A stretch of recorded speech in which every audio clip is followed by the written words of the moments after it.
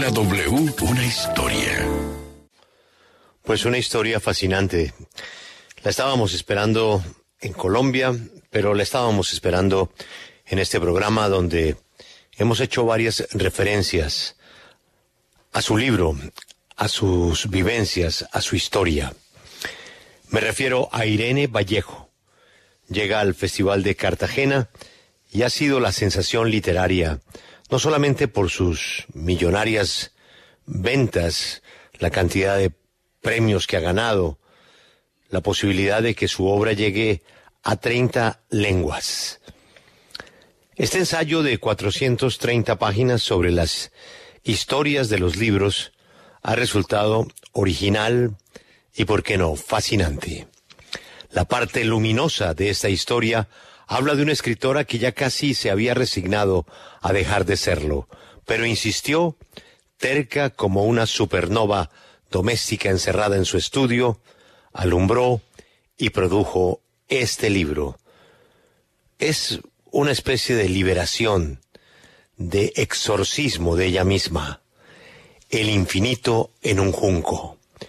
Quiero saludar a la prestigiosa escritora Irene Vallejo. Ella es de Zaragoza. Doña Irene, gracias por estar con nosotros. Buenos días, buena tarde y bienvenida a Colombia ya mañana. Muchísimas gracias. Estoy muy feliz y me siento muy honrada de poder conversar con ustedes.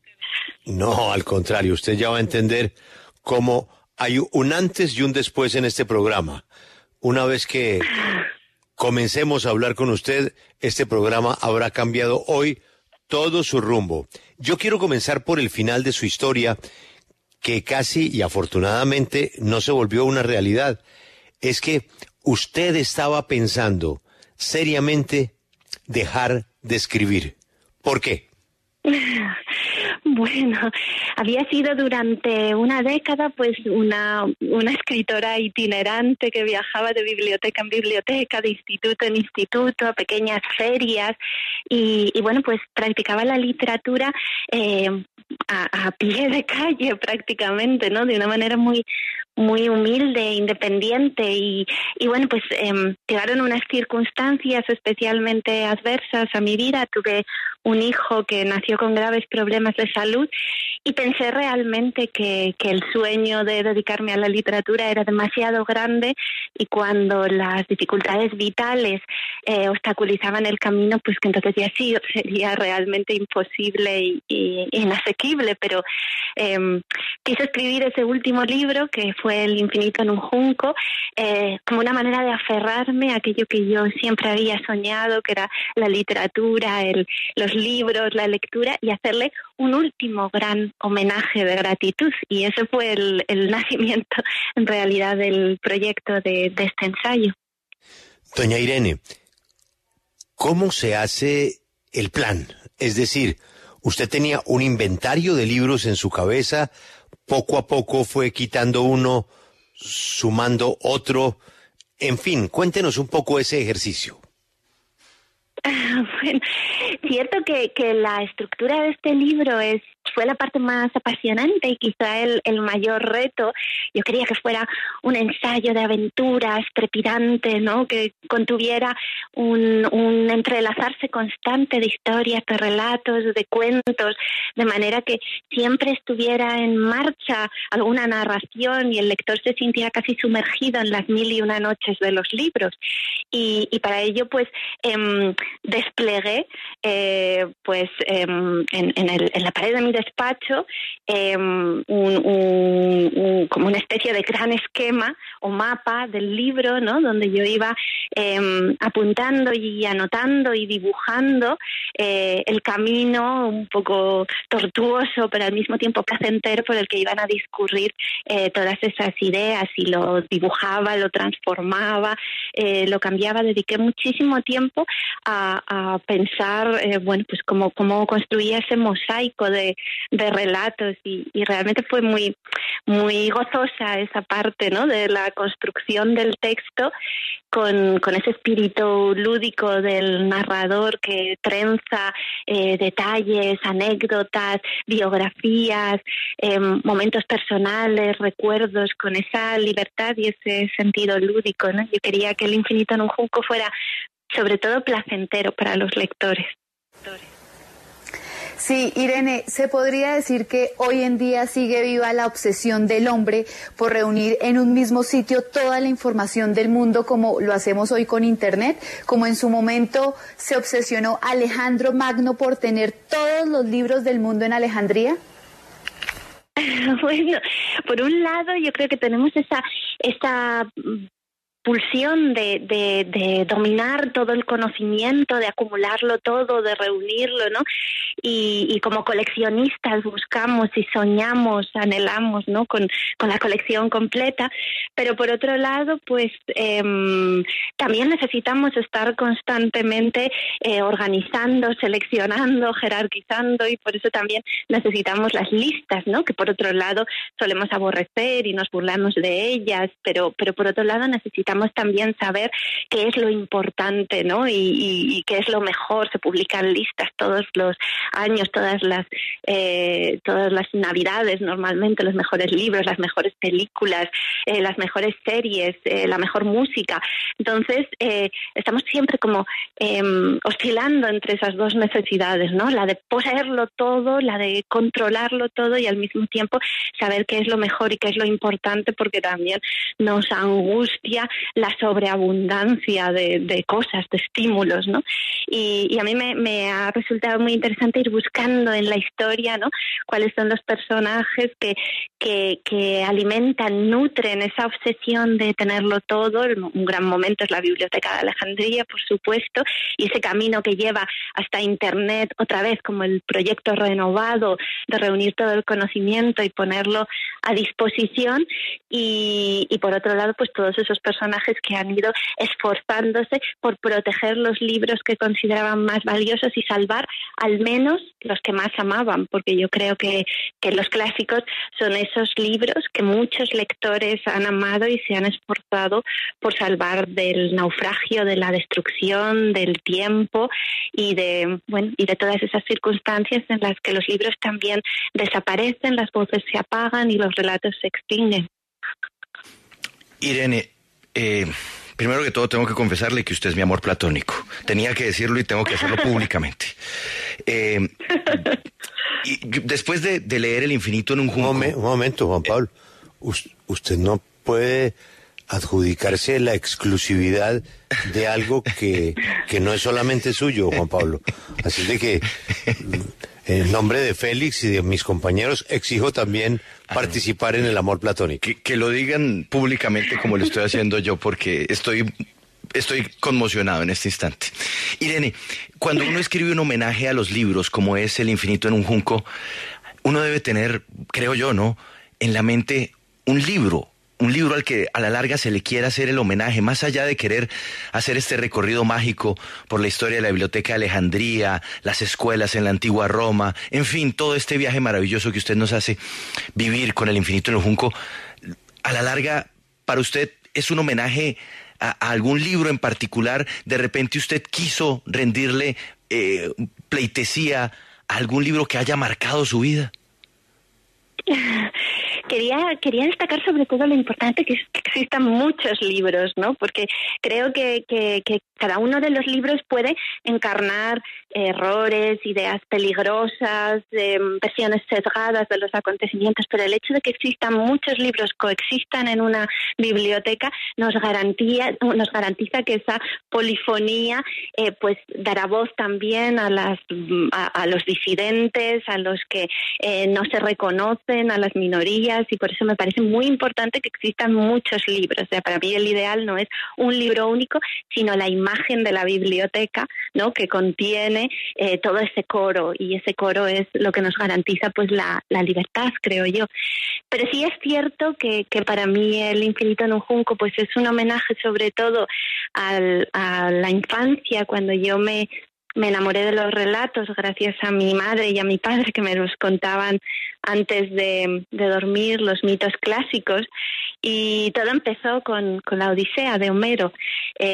Yo durante mucho tiempo, de hecho, creí que la Odisea la había inventado mi padre para contármela a mí antes de dormir. No conocía todavía la noción de autoría.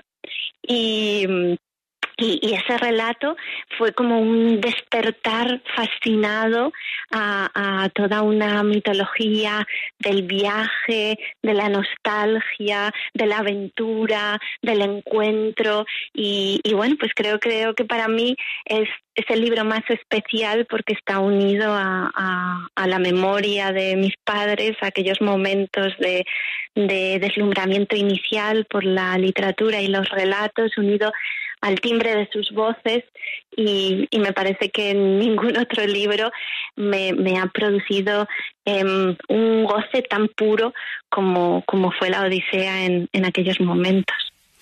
Además de suscribir esa declaración de amor platónico de Juan Pablo, yo por mi parte le digo gracias. Gracias primero que todo como lector, porque el libro logra una de las mejores experiencias que uno tiene cuando se enfrenta a un libro. Es que cuando uno arranca su libro, uno comienza y no lo suelta. Y cuando va a terminar, uno afloja el ritmo para que no se le termine. Como que uno no quiere que el libro se termine cuando uno ve que ya se están agotando las páginas. Y por eso le preguntaría lo siguiente: si bien el libro suyo habla de la invención de los libros en el mundo antiguo, así se presenta, pues usted va y viene en la historia de los libros a lo largo del tiempo. Pero me queda una duda: ¿no ha pensado en que esa historia continúe de alguna manera donde usted la deja? ¿No tendremos un infinito en el Junco 2, por decirlo de alguna manera? Yo quería escribir un libro muy libre, ¿no? Como el recorrido de un paseante ocioso que se va fijando en distintos momentos de la historia, ¿no? Y trayendo a colación a personajes asombrosos y libros que hablan sobre libros y explicar un poco cuáles han sido los rituales de la lectura a través del tiempo, porque no en todas las épocas hemos leído igual, ni hemos tenido, por supuesto, el mismo acceso a los libros. Pero por supuesto quedan muchos territorios inexplorados todavía, muchas épocas de la historia, y la verdad es que me gustaría pues continuar la escritura de esta obra, que podría ser infinita, pero necesito, pues bueno, ahora documentarme, estudiar, porque yo soy realmente una especialista en la antigüedad clásica, en Grecia y Roma, y también en el Oriente Próximo, pero no tanto en otros periodos, que necesito todavía leer y descubrir y armar otro libro, ¿no? Con la misma pasión y con el mismo sentido de descubrimiento con el que he construido este. Así que bueno, sí es cierto que me gustaría seguir adelante y seguir contando las historias que hay detrás de los libros, porque yo creo que en el fondo, cuando hablamos de los libros, hablamos de la humanidad, ¿no? Y ahí están pues nuestras mejores ideas, nuestros relatos, nuestra mayor aventura colectiva, que es la de la transmisión del conocimiento. Irene, en este recorrido por la historia de los libros que emociona al lector, que lo hace fluir, ¿usted considera que le hizo falta o se lamenta de haber pasado por alto algún detalle que tenía que haber llevado el libro y que no lo metió? Había en el libro una última parte que llegaba hasta el final de la Edad Media, la invención de la imprenta, y bueno, también tenía cierta relación con Latinoamérica, ¿no? Con las escrituras y los sistemas precolombinos, pero esa parte quedó fuera del libro porque mis editores pensaron en un primer momento que quizá un libro demasiado extenso ahuyentaría a los lectores, ¿no? Y tengo también esta sensación de pena por haber dejado fuera una parte de la aventura, que es toda la aventura medieval, la época en la que los libros, ¿no?, estaban en aquellas abadías medievales, ¿no?, y abrirlo a otros territorios, no solo a al de la antigüedad y no solo a Europa. Y bueno, por ahí es por el camino por el que me gustaría continuar en el futuro, ¿no? Y creo que, bueno, por eso es tan emocionante ahora poder viajar a Colombia, encontrarme allí con los lectores, porque además los lectores siempre me dan muchas hebras, me regalan relatos, me señalan momentos, acontecimientos, personajes, y estoy recibiendo muchas pistas de lectores que me ayudan a cincelar un proyecto futuro y bueno, para mí la literatura latinoamericana pues ha sido siempre tan importante como un foco muy potente de inspiración y bueno, pues por eso este viaje es muy especial para mí y estoy, bueno, pues palpitando de ilusión por embarcarme en el avión y estar con ustedes y con los lectores que han sido tan generosos con este junco. Justamente, Irene, usted ha dicho que la literatura colombiana fue muy importante en su infancia. Cuéntenos un poco de esa relación con Colombia, con los autores, con los libros. Sí, bueno, porque mis padres eran ambos grandísimos lectores y ellos me introdujeron en la literatura, me hicieron leer mucha poesía, la compartían conmigo y bueno, pues ellos eran grandes amantes de toda la literatura latinoamericana y lo han seguido siendo además ellos quienes muchas veces me han descubierto autores, me han introducido a ellos y bueno, partiendo del peruano César Vallejo, que fue un poco como Cuento en el infinito en un junco, yo lo considero de alguna manera mi antepasado porque fue necesario para que mis padres se enamorasen. Se enamoraron cuando mi padre le regaló Trilce de César Vallejo a mi madre y ya creo yo que la literatura latinoamericana siempre estuvo allí entre ellos y también me incluyeron a mí en esa pasión y como escritora pues me fascina encontrar otras modulaciones de mi idioma que creo que lo enriquecen y de alguna manera también nos amplían horizontes, ¿no? Es como una brisa que llega también para renovar nuestra literatura y ahora pues estoy muy deseosa de tener la ocasión de conocer personalmente a Juan Gabriel Vázquez en la charla del Hey Festival, en la que podré conversar con él porque ha sido un escritor realmente muy importante para mí y bueno, también Pilar Quintana, como lo ha sido Héctor Abad Faciolince, por supuesto Gabriel García Márquez, Piedad Bonet, Emma Reyes, en fin, creo que me resulta difícil contener la emoción incluso al enumerar sus nombres porque han significado mucho para mí y he vivido en sus libros y me siento como un habitante de sus imaginarios. Pues, doña Irene, usted ha nombrado figuras muy conocidas de las letras colombianas, pero me llamó mucho la atención una entrevista que usted le dio a una colega y escritora colombiana muy joven que ha tenido un libro bellísimo sobre su experiencia de vida. Ella se llama Diana López Zuleta y ella logró una entrevista con usted, pero también pues ha hecho un ejercicio de ese exorcismo del que hablábamos, de sacar de su cuerpo la tragedia que la acompañó, eso que no borró el desierto durante mucho tiempo, como fue el asesinato de su padre.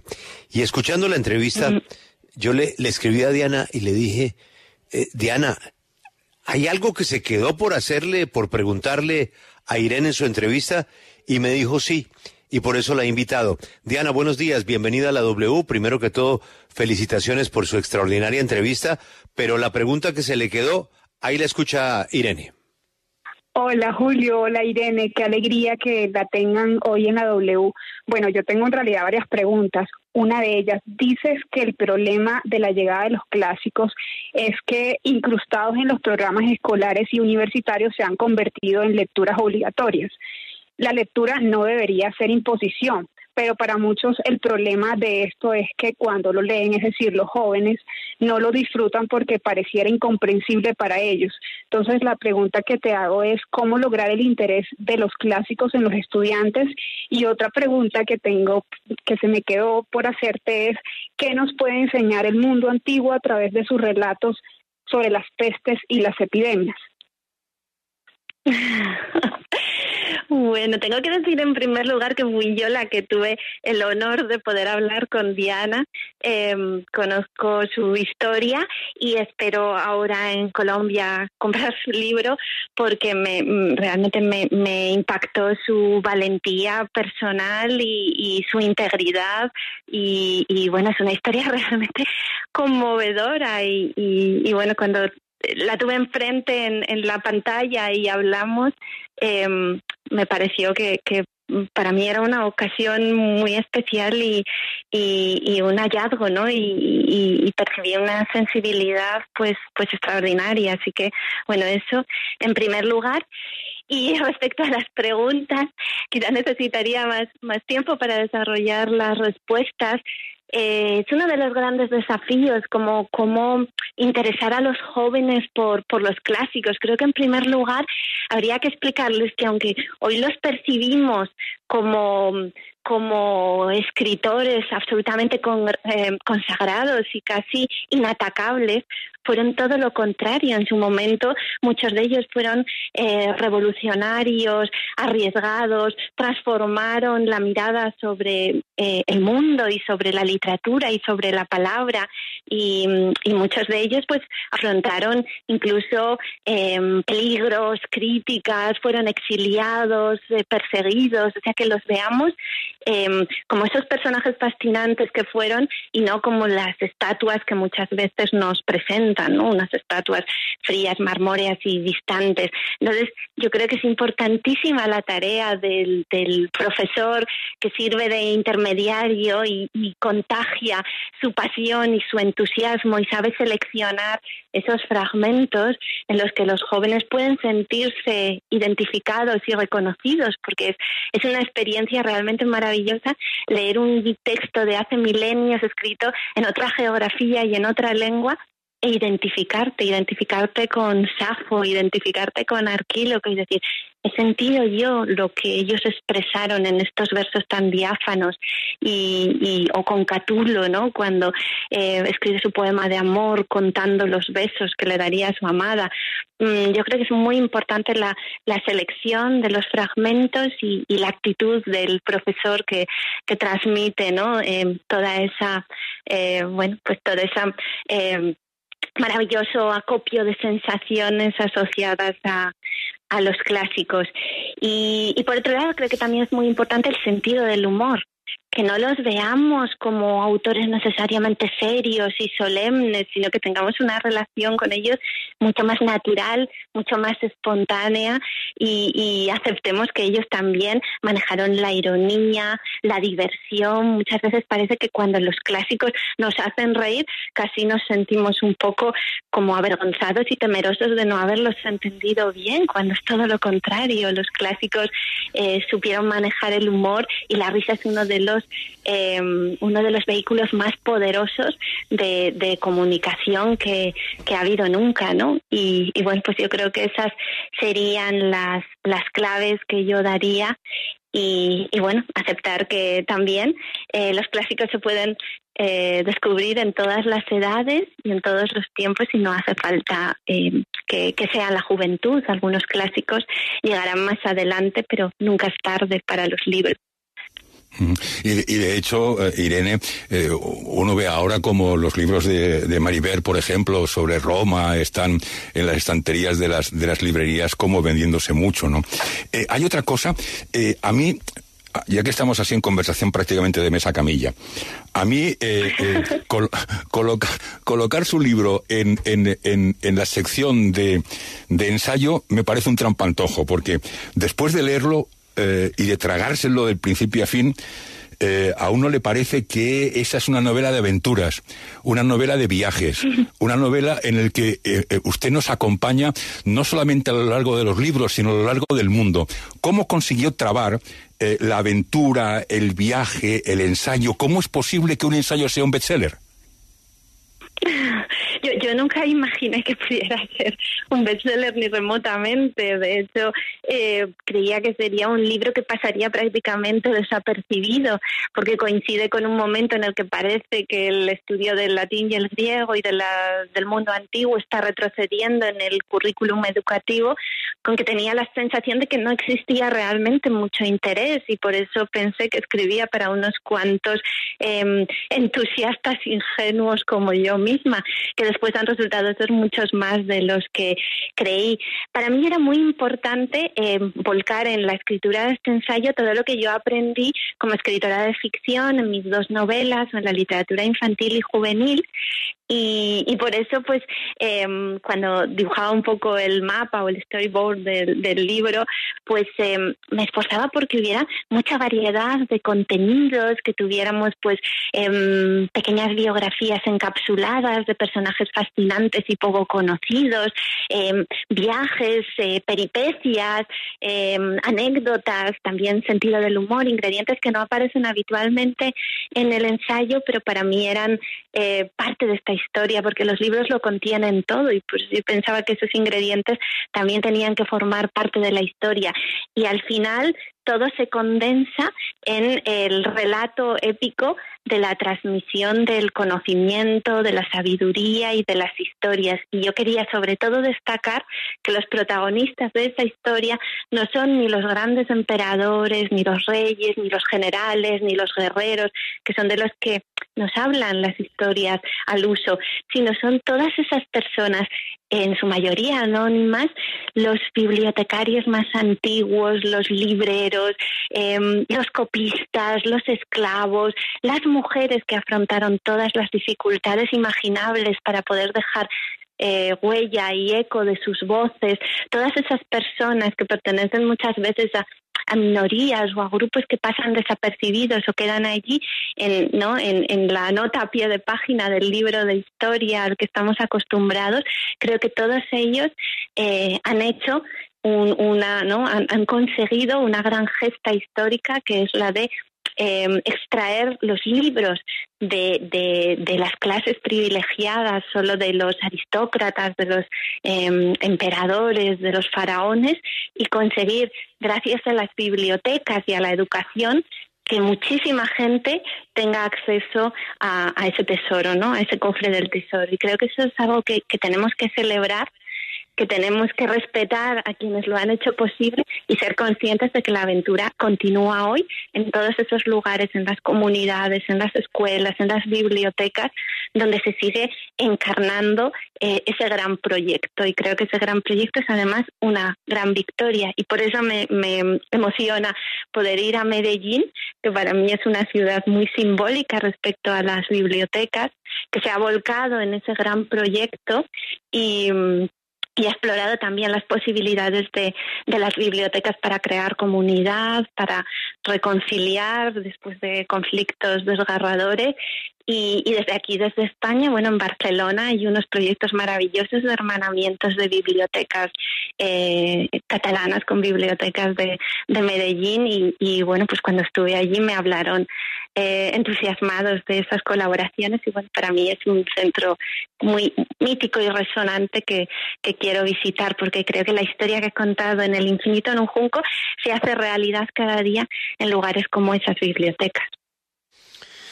Pues doña Irene, lamentablemente me informan sus agentes que el tiempo se nos ha acabado. Tiene usted una agenda por cumplir, y lo entendemos y lo respetamos. Solamente le quiero dejar un mensaje final.